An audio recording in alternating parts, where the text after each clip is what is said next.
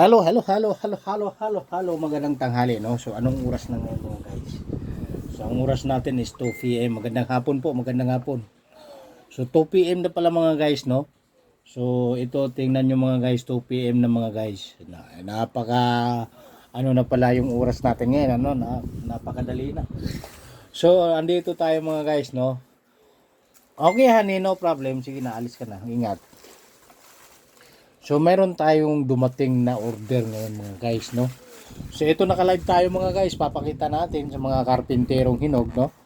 Ito, alam naman ninyo si karpinterong hinog isa napakakulit, napakalikot.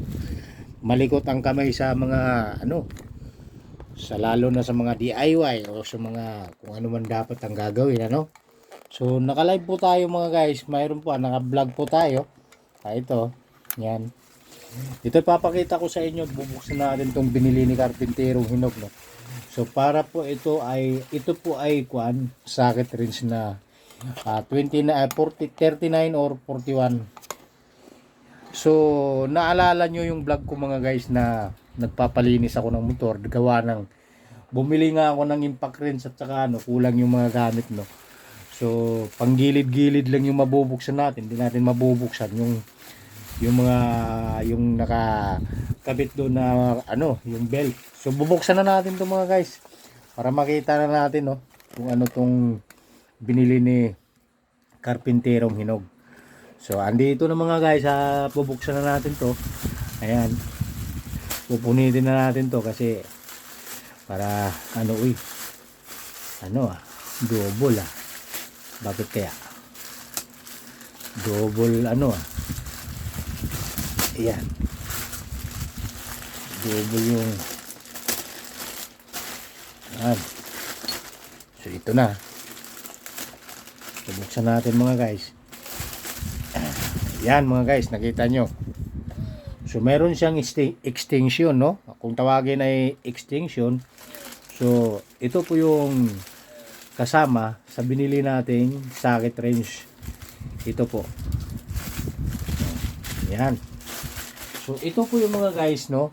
Ito ay ang gamit nito ay pangkalas doon sa yung may spring, anong tawag doon? Yun, no.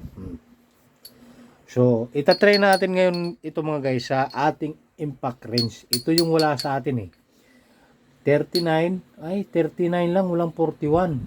Ito pala 39 tsaka 41 mm. Ito siguro ang 41 na sa dulo. Ito maliit no? Ito siguro ang 39 at saka ito yung 41. So ang gagawin natin mga guys, si karpinterong hinog dahil makulit, ito itatry natin sa impact wrench, no? Ito bubuksan natin yung impact wrench. Ayan. Nandito yung impact wrench, no? Ito. Ayan. Ayan. So lalapag muna natin yung socket wrench. Ito po yung impact wrench natin. So dapat yung paglinis ng motor is tayo lang sana. Kaso lang wala tayong gamit na hindi kumpleto yung gamit natin. Ayan, katulad niyan mga guys, Pero kailangan natin gumamit kung halimbawa naaano kayo, mayroon tayong tinatawag na extension. Yan.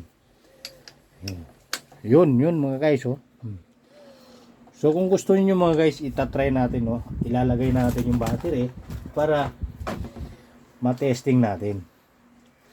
So hindi ko alam kung ano lang yung battery natin. Ayun mga guys.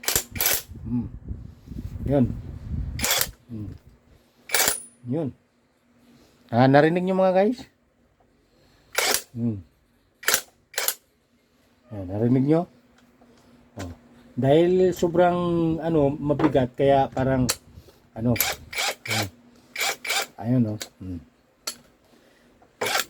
Ayun mga guys. Ang ganda ng impact wrench natin, Yun.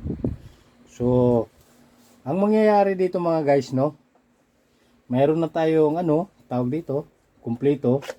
pag bumili kayo ng impact wrench, no, hindi kasi kumpleto, hindi kasama po yung sinasabi ko sa inyo na socket wrench na ito. Hindi po kasama to. So mayroon man kasama ang impact wrench natin, ito lang. Ito. So ang kasama niya is simula sa 14 hanggang 28. Teka. Lang. Hindi ko makita.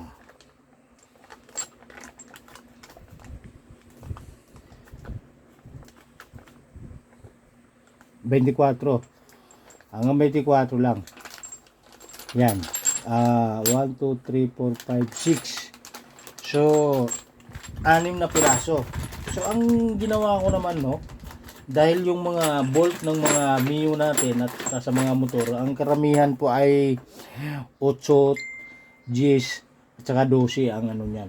So, ang ginawa ko mga guys, bumili rin ulit ako ng socket wrench katulad nito. Ayan. Bumili ulit ako para mayroon tayong ganyang katulad niyan pang maliitan na bolt. Ito mga guys, yan ang 8mm. Ito po. 8mm po yan. Yun. Tapos ito ay 10, 12, 14, 15 yata to. Teka. Ayan, 14. Ito yung 15. 16, 18 yata to. 17. 17, 19, 22. Tsaka mayroon tayong ayan, 24.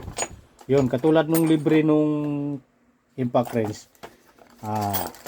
Hanggang 24 simula sa 12. So ang wala lang doon, no? Ang wala doon yung 13 ayan, 14, ang wala doon 13, 12 and 10 at saka 8. Ayan, yan mga guys ha. Kita nyo mga guys. Ayan. Ayan sinasabi ko sa inyo. Saka bumili din tayo ng pang screw. Yan. Kasi ang may kasamang screw yung mga guys, hindi siya legit. Madali siya mapupunit. Ito po. Ayan. Ang dalawa dito parang nakalbo na. Kumbaga madali siya na So, di bali na lang. Kahit ito ay nabili natin ng mura, no? At least may magagamit tayo. Kung halimbawa masisira man siya sa mga madaling panahon, ang gagawin natin bibili ulit. So ganun lang yung mga guys, hindi tayo din naman kailangan natin na bibili muna tayo ng original dahil mahal pa ang original. Mahal. So ito lang yung natin. So ito mga guys, dito na to. Ayan. Tsaka ito, dito na to. Ayan. Kasi para sa kanya talaga yan.